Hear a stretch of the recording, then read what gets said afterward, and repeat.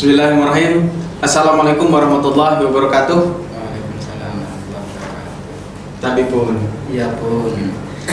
baik, alhamdulillah kembali lagi di podcast kolaborasi PMI Pringsewu. Kali ini kita kehadiran bintang tamu kita Bang Syaifuddin SHI. Beliau adalah orang Pringsewu, berproses di Metro dan menjadi ketua umum cabang Metro pada tahun 2007 Bang ya? 2010 pada tahun 2010. Jadi ternyata di Pringsewu ini ada juga yang berkarir PMI di luar Pringsewu sampai dengan menjabat ketua umum PC PMI Metro pada tahun 2010. Gimana kabar Bang? Sehat? Alhamdulillah. Alhamdulillah. Ini terima kasih Bang udah mampir ke podcast kolaborasi PMI Pringsewu.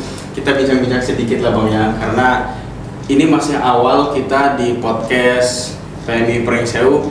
Yang kita undang juga masih seputaran senior-senior gitu, seputar senior, berbagi cerita untuk adik-adik kader-kader di Pringsewu bagaimana berproses. Tentu ada adik sekarang tahunya abang sekarang komisioner KPU kan, tidak tahu prosesnya seperti apa, itu tidak tahu.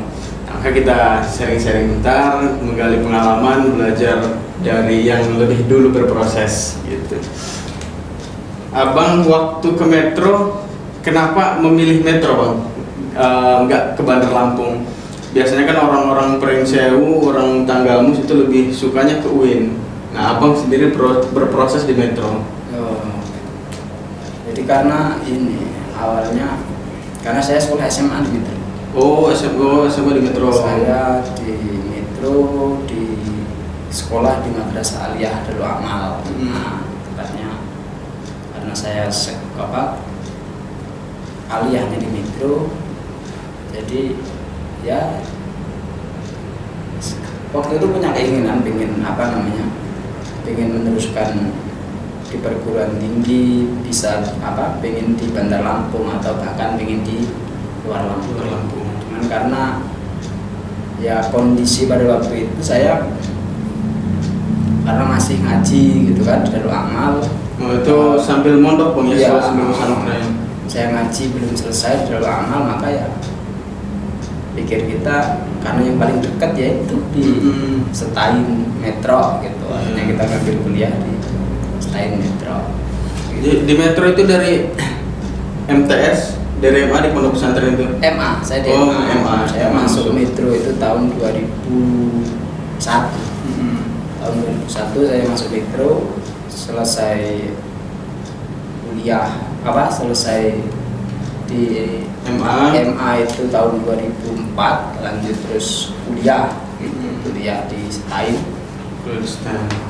jurusan Islam, keluarga Islam syariah.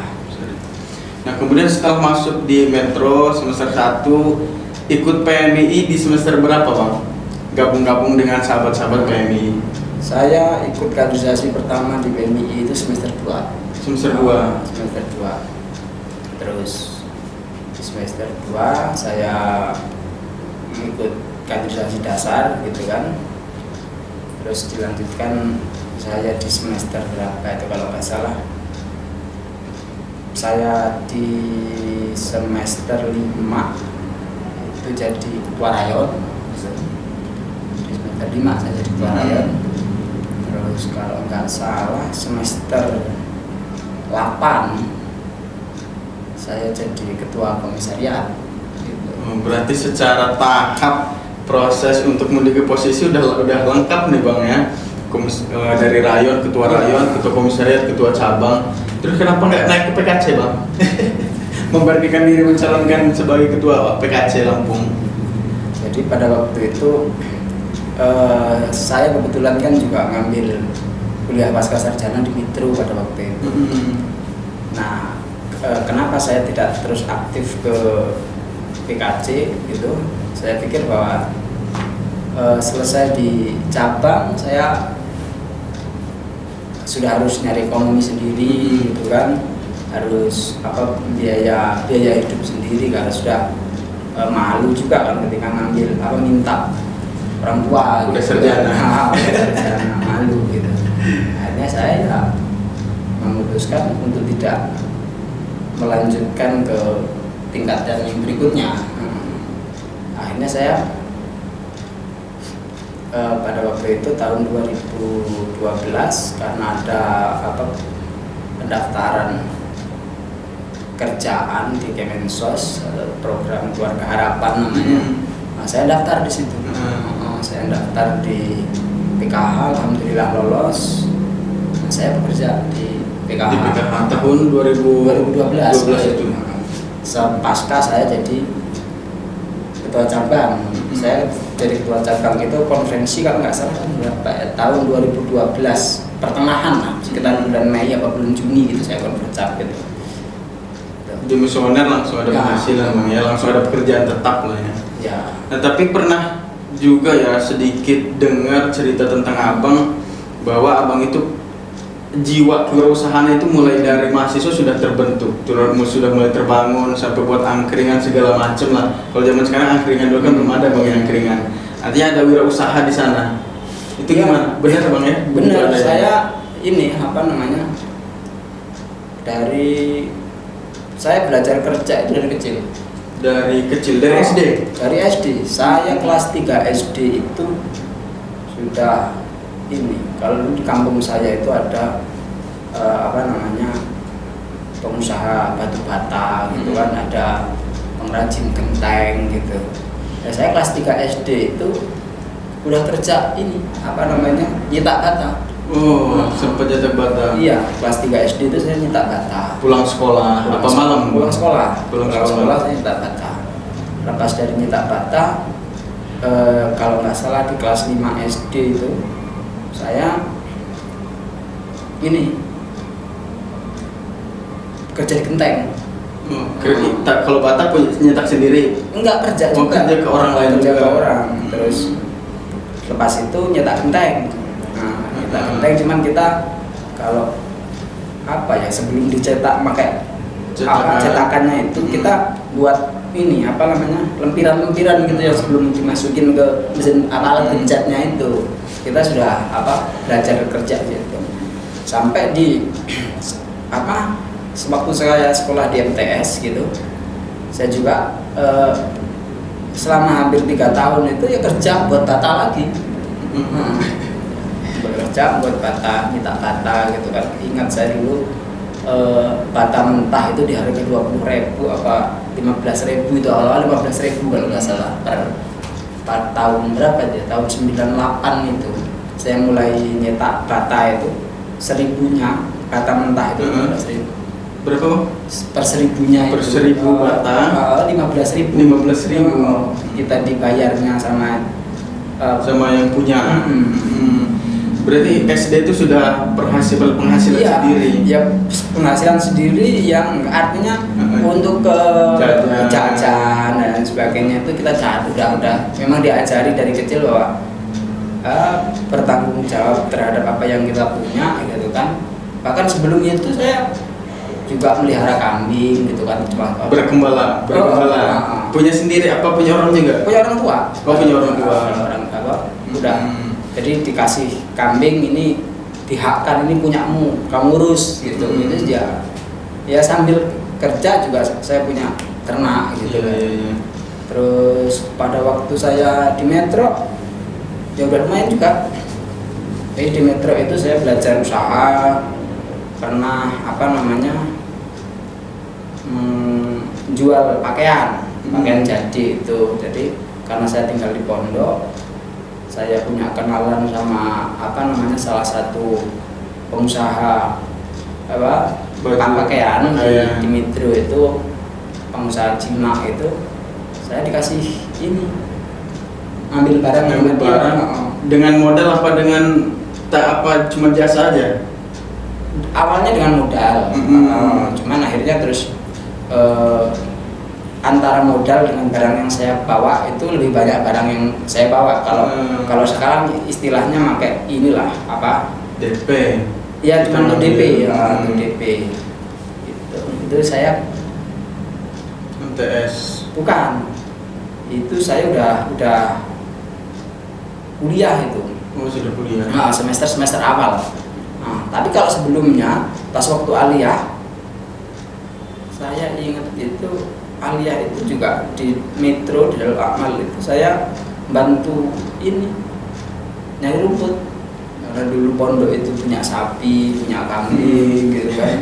Jadi saya ingat bener saya sama Mas Iwanuddin. Mas Iwan itu sekarang kajur apa warek di IAM Metro Marik di Marik Metro bareng sama dia ngarit gitu kan. Jadi kelas 3 Aliyah itu saya ngarit. Nah, selain itu juga kalau pondok bangun gitu kan, ada yang hal-hal tertentu yang dibangun, misal itu tidak menggunakan bahasa kalau bahasa pondok itu roan itu gotong royong. Nah, itu ada yang dipekerjakan, saya ikut kerja itu, ngaduk semen gitu. Itu memang udah biasa. Nah, saya di waktu udah mulai kuliah itu saya jualan baju, saya juga pernah ngasong apa itu bang? Ngasong aqua, rokok dan lain sebagainya itu. Tempatnya di mana? Di lampu merah apa di? Saya di Taman Metro. Di Taman Metro keliling bang? Iya, kebetulan pada waktu itu ada acara pameran MTQ di Metro. Nah, di acara MTQ itu saya ngambil barang dari toko gede dekat pondok itu, saya ngambil barang beliau, kita jualkan. Tapi mohon maaf nih bang ya, seusia dari SD kemudian MTS, SMA dan juga berkuliah itu kan tugas kita belajar. Nah, tapi abang sendiri mulai membangun usaha jualan segala macam. Kita kan biasanya minder nih bang, mau keliling bawa angsongan aqua itu kan seringnya anak-anak sekarang kan minder. Nah itu karena memang terpaksa mau tidak mau harus melakukan itu untuk memenuhi kebutuhan, atau memang dari latar belakang orang tua, mohon maaf gitu kira-kira. Kalau orang tua saya untuk memenuhi kebutuhan saya cukup. Terus kenapa abang bisa mau sampai kayak gitu lah bang? Karena saya pikir begini, saya dari kecil itu ya orang tua membiayai saya sampai saya sarjana itu orang tua membiayai saya dan cukup gitu kan. Nggak pernah saya kekurangan bayar sekolah dan sebagainya, makan kurang itu enggak. Tapi karena saya itu seneng main.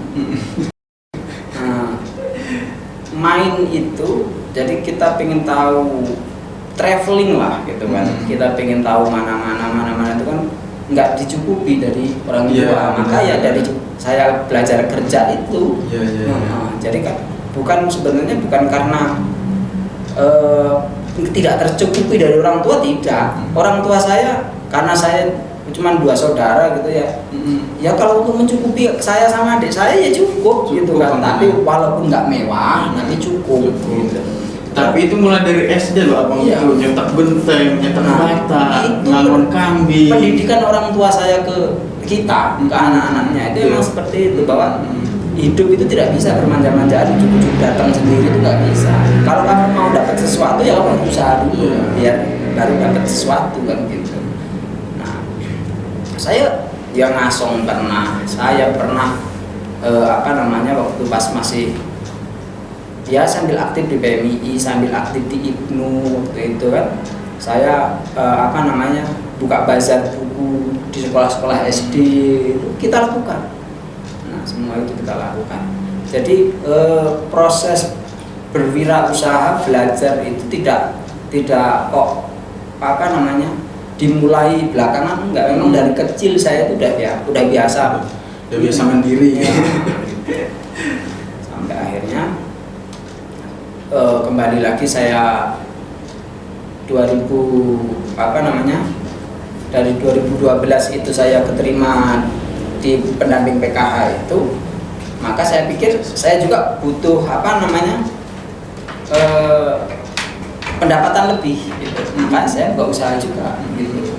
Jadi 2013 itu saya mulai buka usaha angkringan di Bandar Lampung. Oh, sempat juga bang ya? Iya, saya buka angkringan di Bandar Lampung. Kalau pernah ke Jogja ya, di Jogja itu di kompleks stasiun Tugu Malioboro itu ada angkringan gitu, yang nasi kucing, terus pernah jualan di sana juga? Iya, di Bandar Lampung itu saya jualan sampai 2015 lah gitu.